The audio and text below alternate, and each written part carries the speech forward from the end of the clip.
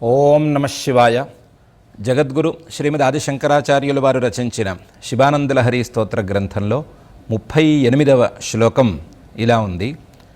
ప్రాక్పుణ్యాచల మార్గదర్శిత సుధామూర్తి ప్రసన్న శివ సోమస్సద్గుణసేవితో మృగధర పూర్ణస్తమోమోచక చేతః పుష్కరలక్షితో భవతి చేదానందపాథో నిధి ప్రాగల్భ్యేన విజృంభతే సుమనసాం వృత్తిస్తదా జాయతే. ఈ శ్లోకంలో ఆచార్యుల వారు పరమేశ్వరుణ్ణి చంద్రుడితో పోల్చి, ఒక పూర్ణచంద్రుడు సముద్రంలో ఉదయించినప్పుడు ఏ రకమైనటువంటి ఆహ్లాదాన్ని కలిగిస్తాడో, ఏ రకమైనటువంటి ఫలితాలను కలిగిస్తాడో, అలా మనస్సులో పరమేశ్వరుడు అనేటువంటి చంద్రుణ్ణి ధ్యానించినట్లయితే, పరమేశ్వరుణ్ణి మనసులో ఉంచుకున్నట్లయితే అలాంటి ఫలితాల కంటే చాలా పెద్ద ఫలితం వస్తుంది అనే విషయాన్ని నిరూపించదలుచుకున్నారు.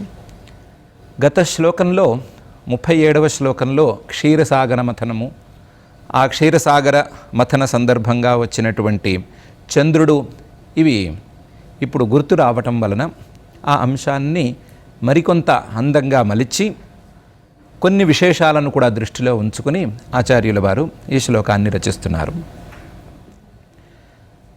ఆలోచిస్తే, ఒక పూర్ణిమ రోజున దూరంగా ఒక కొండ, తూర్పు దిక్కున ఒక కొండ, ఆ కొండ మీద నుంచి చంద్రుడు, పూర్ణచంద్రుడు ఉదయించాడు.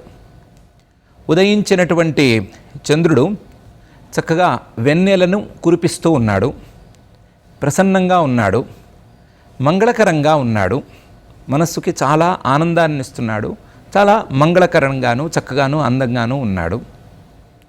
సోముడు ఆయనకు పేరు.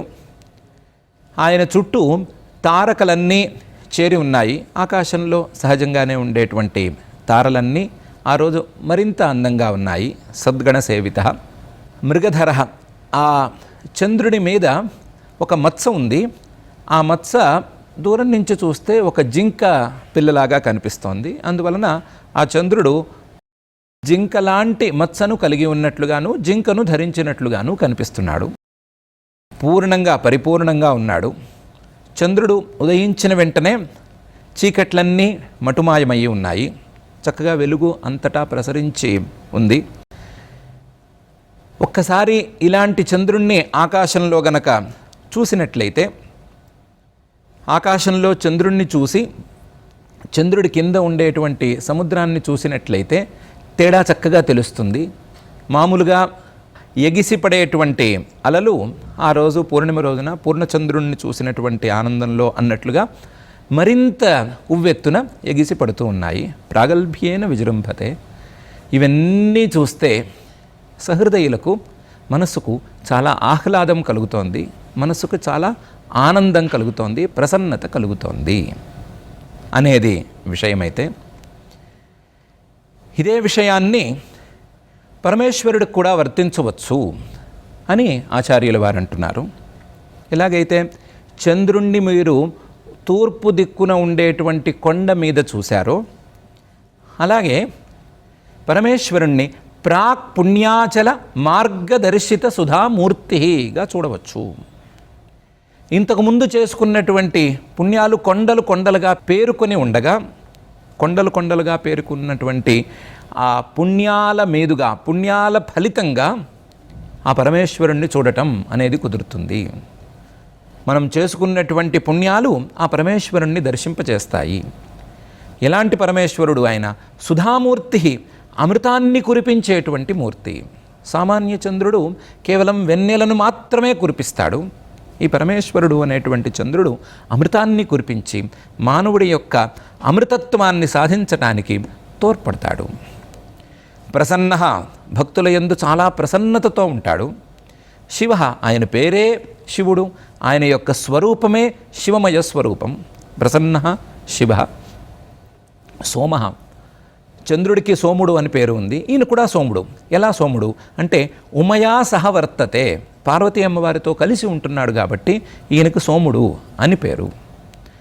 సద్గణ సేవిత, చంద్రుడి చుట్టూ తారలు ఉన్నాయి కదా, ఆ తారాగణంతో చంద్రుడు వేష్టితుడై ఉన్నాడు, లేదా ఆ తారాగణం చుట్టూ చేరి ఉండగా చంద్రుడు అందంగా ఉన్నాడు. కానీ ఈ పరమేశ్వరుడు మంచివారు, సత్పురుషులు, ప్రమథగణాలు మొదలైనటువంటి గణాలతో సేవితుడై ఉన్నాడు. వారందరూ ఈయన్ని సేవిస్తూ, ఈయన్ని భజిస్తూ, ఈయన చుట్టూ చేరి ఈయన ద్వారా జ్ఞానాన్ని సంపాదించుకునేటువంటి ప్రయత్నంలో ఉన్నారు. అలాంటి సద్గణాలతో సేవితుడై పరమేశ్వరుడు అనేటువంటి చంద్రుడు ఉన్నాడు. సద్గణ సేవిత మృగధర. సాధారణ చంద్రుడు జింక పిల్ల లాంటి ఒక మత్సను కలిగి ఉన్నాడు. కానీ పరమేశ్వరుడు పశువులకు ప్రతీకగా ఒక జింకను చేతిలో ధరించి ఉన్నాడు. అందువలన ఈయనకి మృగధర అనే పేరు ఉంది. మృగధర. పూర్ణ. సాధారణ చంద్రుడు కేవలం గుండ్రంగా ఉన్నాడు. కేవలం పూర్ణిమ రోజు మాత్రమే తన యొక్క 15 కళలతో అందరికీ కనిపిస్తున్నాడు. కానీ పరమేశ్వరుడు అనేటువంటి చంద్రుడు పూర్ణ, మొత్తం విశ్వమంతా వ్యాపించి ఉన్నాడు. పరిపూర్ణమైన స్వరూపం కలిగినవాడు. ఎల్లప్పుడూ ఒకే రకమైన స్వరూపం, ఎల్లప్పుడూ పరిపూర్ణమైన స్వరూపం కలిగినవాడు. పూర్ణ. పూర్ణ మాత్రం కాదు, ఉత్తమో మోచక. సామాన్య చంద్రుడు కేవలం చీకట్లను మాత్రమే పోగొడతాడు, అది కూడా పరిమితమైనటువంటి స్థాయిలో మాత్రమే పోగొడతాడు. కానీ పరమేశ్వరుడు అనేటువంటి చంద్రుడు తమో గుణాన్ని పూర్తిగా నశింపజేస్తాడు.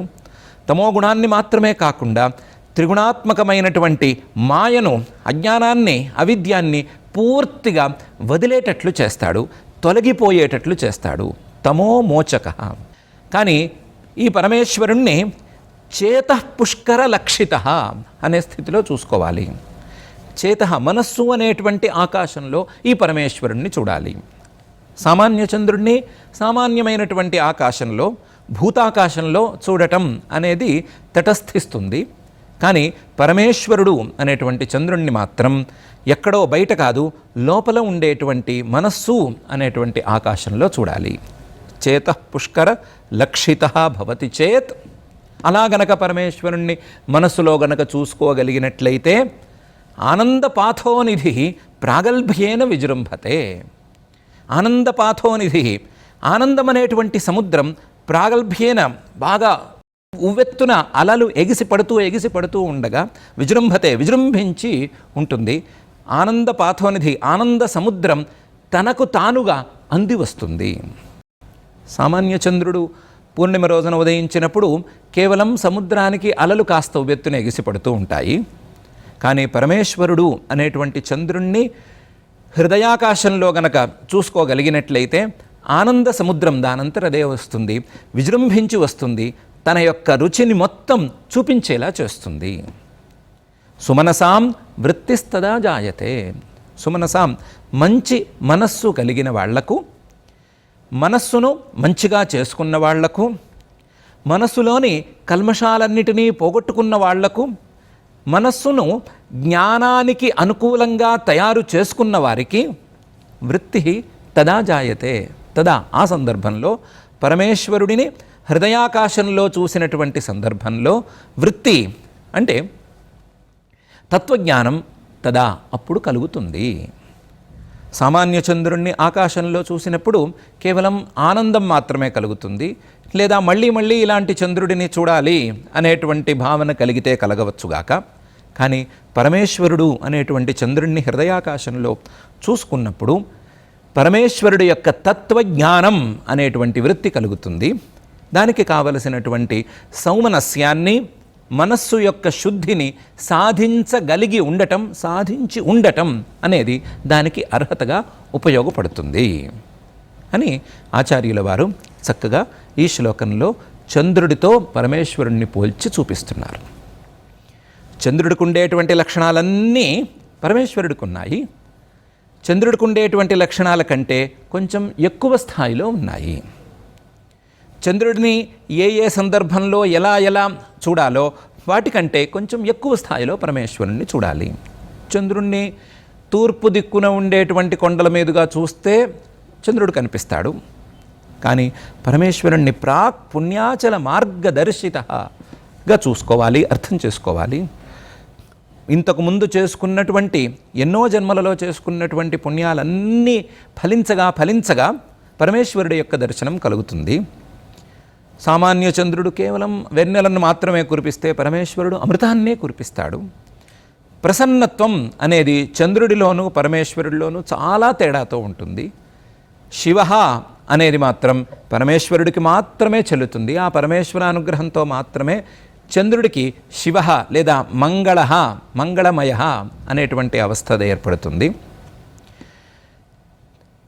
సోమ అనేది ఇద్దరికీ పదం సమానంగా ఉన్నట్లుగా అనిపించినప్పటికీ పరమేశ్వరుడు అంబయా సహిత ఉమయా సహిత జ్ఞానప్రదాయిని అయినటువంటి జ్ఞానరూపిణి అయినటువంటి అమ్మవారితో కలిసి ఉన్నాడు కాబట్టి జ్ఞానాన్ని తప్పనిసరిగా ప్రసాదిస్తాడు అనేటువంటి విశేషం ఉంది.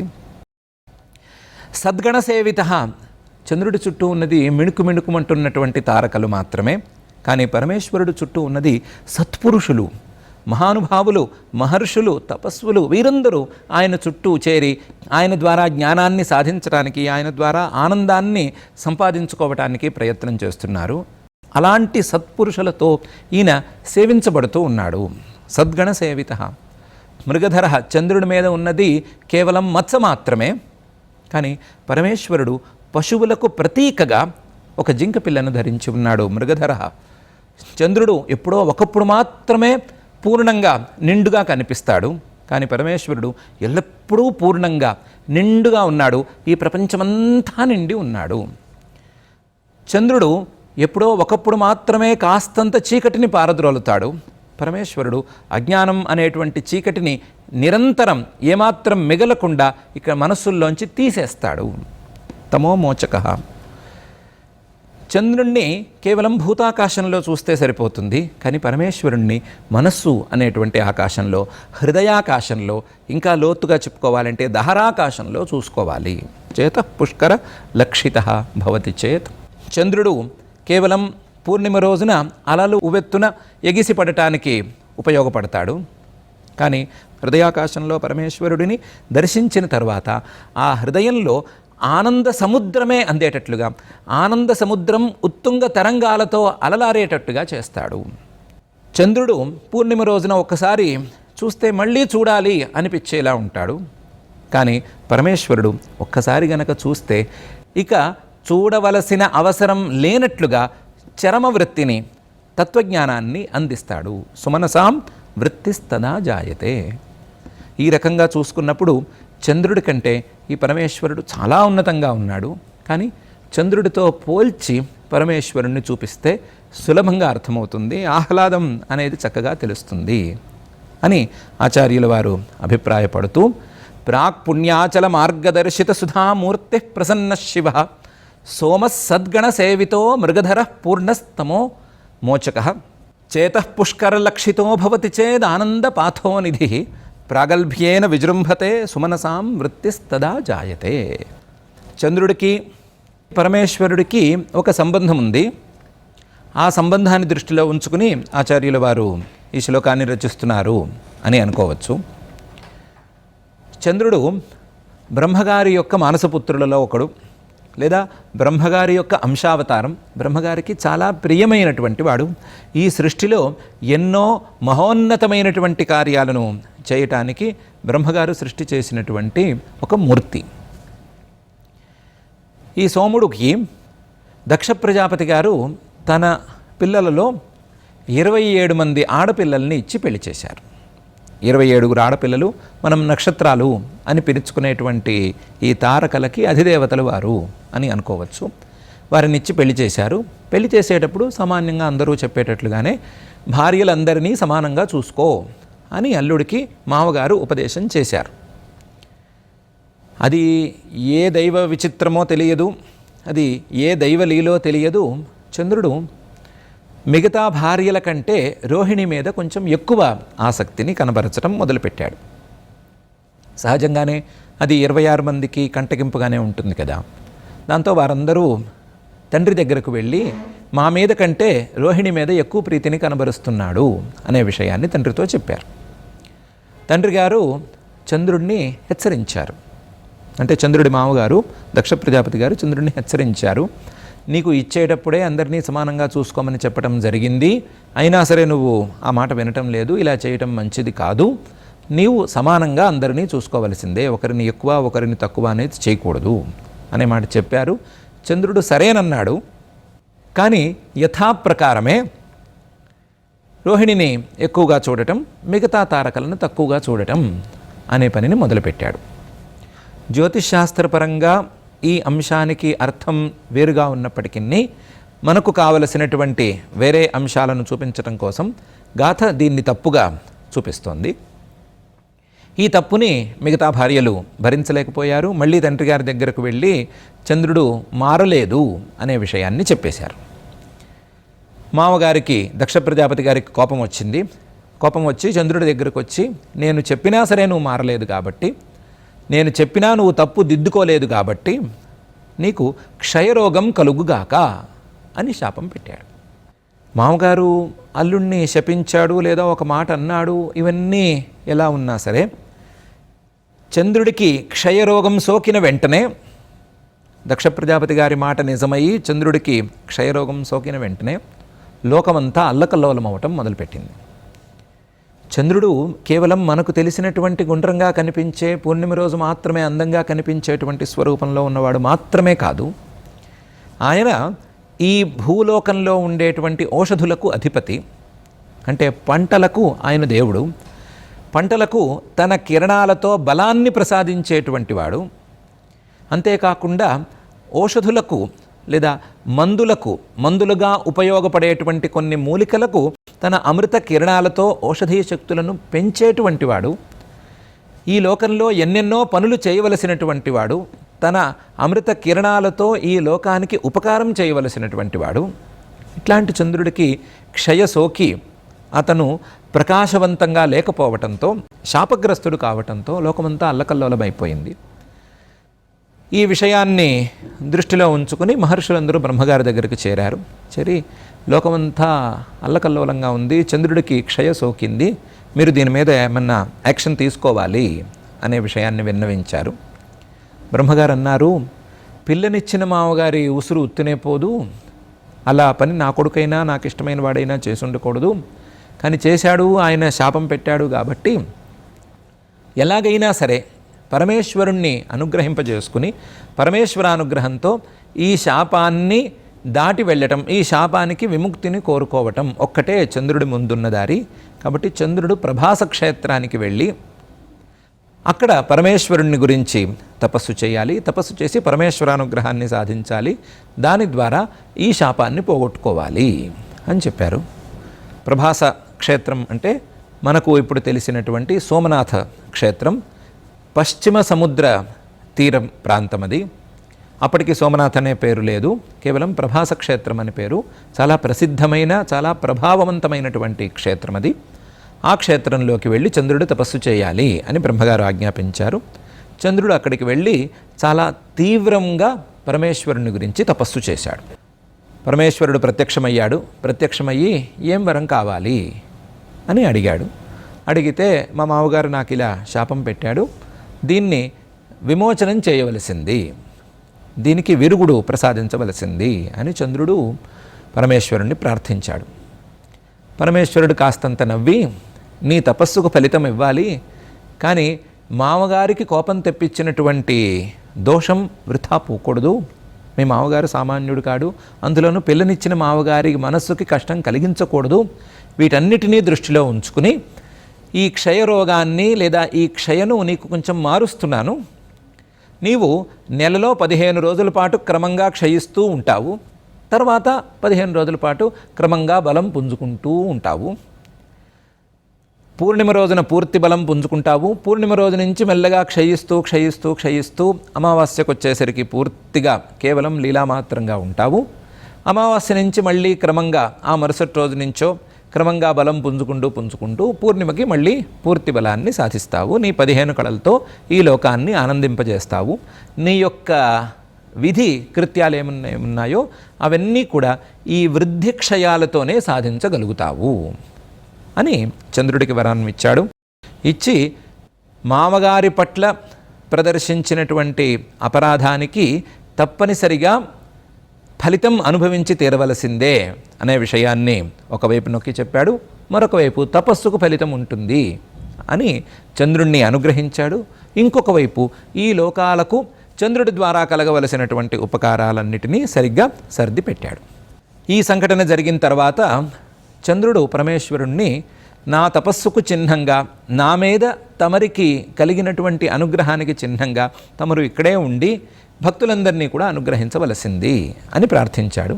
ఆ ప్రార్థనని పరమేశ్వరుడు అంగీకరించి సోమనాథుడు అనేటువంటి పేరుతో, చంద్రుడిని కలుపుకున్నటువంటి పేరుతో అక్కడ వెలసి భక్తులందరినీ అనుగ్రహించటం మొదలుపెట్టాడు. సోమనాథుడిని ఆశ్రయించిన వారికి ఇలాంటి రోగాలు, ఇలాంటి దోషాలు, ఇలాంటి అపరాధాలు ఇవన్నీ కూడా తొలగిపోతాయి అనే వరాన్ని కూడా పరమేశ్వరుడు అక్కడ ఇచ్చాడు. సకల శుభాలు కలుగుతాయి అనే వరాన్ని కూడా ప్రసాదించాడు.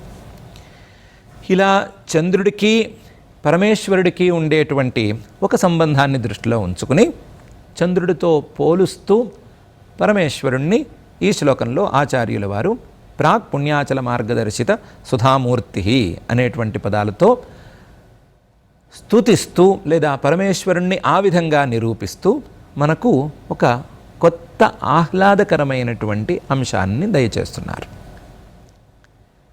అయితే సోముణ్ణి లేదా చంద్రుణ్ణి పరమేశ్వరుడు అనుగ్రహించినంత మాత్రాన ఈ పోలిక రావాలా? ఈ పోలికకో లేదా ఇలాంటి వర్ణనకో మనం చెప్పుకున్నటువంటి ఈ కథ సరిపోతుందా అని ఏమాత్రం సందేహం కలిగేందుకు ఆస్కారం ఉంది. కానీ పరమేశ్వరుడు యొక్క ఈ విచిత్ర సృష్టిలో ఎన్నెన్నో విచిత్రాలున్నాయి, ఎన్నెన్నో రకాలైనటువంటి అంశాలున్నాయి, ఎన్నెన్నో పదార్థాలున్నాయి, ఎన్నెన్నో వస్తువులున్నాయి, వాటిలో ఎన్నెన్నో విశేషాలున్నాయి, ఎన్నెన్నో రకాలున్నాయి. కానీ ఈ ప్రపంచం మొత్తాన్ని ఒక మాటలో అర్థం చేసుకోవాలి అంటే అగ్నిశోమాత్మకం ఇదం జగత్ అని అర్థం చేసుకోవాలి అని మనకు వేదాలు బోధిస్తున్నాయి. అగ్ని సోముడు. అగ్ని అంటే ఎనర్జీ, సోముడు అంటే మ్యాటర్కి ప్రతీకగా ఉండేటువంటి వాడు. ఎనర్జీ, మ్యాటర్, దీన్ని మించి మరేది ఈ సృష్టిలో లేదు కాబట్టి ఈ రెండిటి యొక్క విశేషాలే మనకు కనిపించేటువంటి ఈ పదార్థాలే కాబట్టి ఈ ప్రపంచమంతా, ఈ సృష్టి అంతా అగ్ని సోమాత్మకం, అగ్ని సోముడు వీటితోనే నిండిపోయింది అని మనకు వేదాలు తెలియచేస్తాయి. అలాంటి అగ్ని సోములలో ఒకడైనటువంటి సోముడు పరమేశ్వరుడు యొక్క జడ శక్తి రూపంలో ఉండేటువంటి వాడు. పరమేశ్వరుడు ఈ జడ ప్రపంచాన్ని సృష్టి చేయటానికి వీలుగా ఉపయోగపడేటువంటి వాడు. పరమేశ్వరుడి యొక్క సృష్టిలో, ఈ జడ సృష్టిలో జడ ప్రపంచానికి కొన్ని బలాలను తెచ్చిపెట్టడానికి దేవతా రూపంలో ఉపయోగపడేవాడు ఈ సోముడు కాబట్టి, చంద్రుడు కాబట్టి. ఇలాంటి చంద్రుణ్ణి, పరమేశ్వర శక్తి రూపంలో ఉండేటువంటి చంద్రుణ్ణి కాస్తంత పోలికగా వాడుకుంటే తప్పేమీ లేదు. దానికి తోడు కొన్ని విశేషాలు ఈ ద్వారా మనకు తెలియటానికి ఆస్కారం ఉంటుంది. పరమేశ్వరుడికి చంద్రుడికి ఉండేటువంటి సంబంధం తెలిసేందుకు ఆస్కారం ఉంటుంది. ఈ శక్తి వీటి గురించి తెలిసేందుకు కూడా ఆస్కారం ఉంటుంది అనేటువంటి అభిప్రాయంతో ఆచార్యుల వారు ఈ శ్లోకాన్ని, ఈ పోలికని మనకు చూపిస్తున్నారు. వీటన్నిటినీ మించి గనక ఆలోచించుకున్నట్లయితే చంద్రుడు జ్యోతిష్శాస్త్రం ప్రకారం మనస్సుకు దేవత, మనస్సుకు అధిదేవత, మనస్సుకు శక్తిని ప్రసాదించేటువంటి వాడు, మనస్సుకు ఆహ్లాదాన్ని కలిగించేటువంటి వాడు. వేరే దారిలో చూసుకున్నప్పుడు మనస్సుకి కాస్తంత డిప్రెషన్ లాంటి భావాలను కూడా కలిగించేటువంటి వాడు చంద్రుడు. మనస్సుకు అధిదేవత అయినటువంటి ఈ చంద్రుడిని గట్టిగా పట్టుకోగలిగినట్లయితే మనస్సుకు బలం ఏర్పడి, మనస్సుకు శుద్ధి ఏర్పడి, ఆ మనస్సు ద్వారా పరమేశ్వరుణ్ణి పట్టుకోవటం అనేటువంటి క్రియ జరుగుతుంది అనే అంశం మానవులకు తెలియాలి. అదే సమయంలో చంద్రుడు అనేవాణ్ణి పరమేశ్వరుడి కంటే వేరుగా చూడటం అని కాకుండా పరమేశ్వరుడినే చంద్రుడిగా భావిస్తూ, పరమేశ్వరుణ్ణి చంద్రుడితో పోల్చుకుంటూ, ఎలాగైనా సరే వీరిద్దరి మధ్య ఉండేటువంటి భేదాన్ని తీసేసి పరమేశ్వరుణ్ణే చంద్రుడిగా భావించి ఆయన్నే మనస్సులో ఉంచుకుని ఆయన ద్వారానే మనస్సుకు బలాన్ని సాధించుకున్నట్లయితే ఆ మనస్సుతో ఆ పరమేశ్వరుణ్ణి చూపించుకోవటం, ఆ మనస్సుతో పరమేశ్వరుణ్ణి చూసుకోవటం అనేది ఏమంత కష్టం కాబోదు అనే అంశాన్ని తెలియచేయటానికి కూడా ఆచార్యుల వారు ఈ శ్లోకాన్ని ఇక్కడ ఉంచుతున్నారు. ప్రాక్ పుణ్యాచల మార్గదర్శిత సుధామూర్తి ప్రసన్న శివ సోమ సద్గణసేవిత మృగధర పూర్ణ తమోమోచక చేత పుష్కరలక్షితో భవతి చేదానందపాథోనిధి ప్రాగల్భ్యేన విజృంభతే సుమనసాం వృత్తిస్తదా జాయతే అని మనం చంద్రుణ్ణి పరమేశ్వరుడి కంటే వేరుగా భావించవద్దు. పరమేశ్వరమయంగా సకల దేవతలను చూడాలి అనేటువంటి సంకల్పాన్ని మనం పూని ఉన్నాం కాబట్టి పరమేశ్వరుడి యొక్క ఒక అంశము లేదా పరమేశ్వరుడి యొక్క ఒక భాగమే చంద్రుడు అనేటువంటి అంశాన్ని ఈ సందర్భంగా ఒకసారి మనం గుర్తు చేసుకుందాం. ఆ చంద్రుడు పరమేశ్వర రూపంలో ఉండేటువంటి చంద్రుడు మన మనస్సుకి బలాన్ని, మన మనస్సుకి శుద్ధిని ప్రసాదించాలి అని వేడుకుందాం. ప్రసాదించి ఆ మనస్సులో పరమేశ్వరుణ్ణే నిలబెట్టాలి అనే మనం ప్రార్థించుకుందాం. పరమేశ్వరుణ్ణి నిలబెట్టుకుని పరమేశ్వరుడి యొక్క తత్వజ్ఞానాన్ని ఈ మనసులో తెచ్చుకునేందుకు మనం ప్రయత్నం చేసుకుందాం. ఓం నమః శివాయ.